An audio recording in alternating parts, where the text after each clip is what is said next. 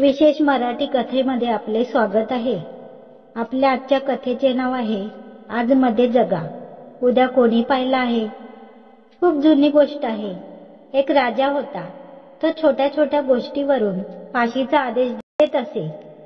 यामुळे लोक खूप अस्वस्थ झाले होते आणि ते राजाच्या नावाने घाबरायचे।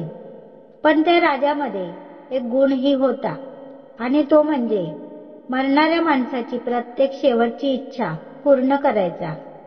एकदा त्यांच्या मंत्र्याकडून काही चूक झाली। राजाने त्याला फाशी देण्याचा आदेश दिला। ही बातमी मंत्र्याच्या कुटुंबियांना समजताच त्यांच्या घरावर शोककळा पसरली। फाशीचा दिवस जवळ आला।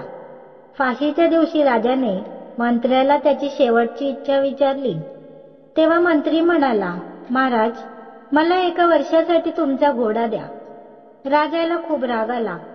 राजा म्हणाला, तुला आता फाशी होत आहे आणि तू आहेस जो वर्षभरासाठी माझा घोडा मागत आहेस।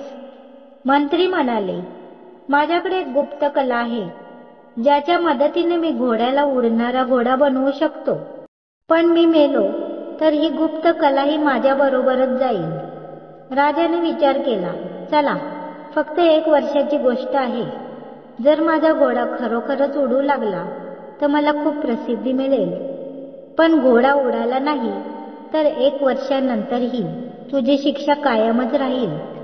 मंत्री घरी पोचले तेव्हा त्यांना जिवंत पाहून त्यांच्या कुटुंबियांना खूप आनंद झाला।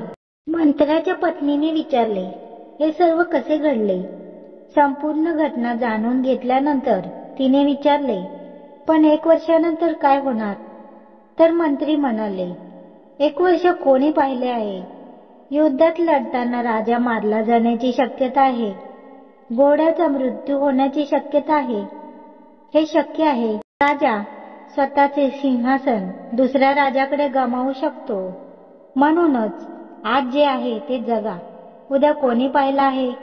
हेच जगण्याच्या कलेचे सर्वात मोठे रहस्य आहे।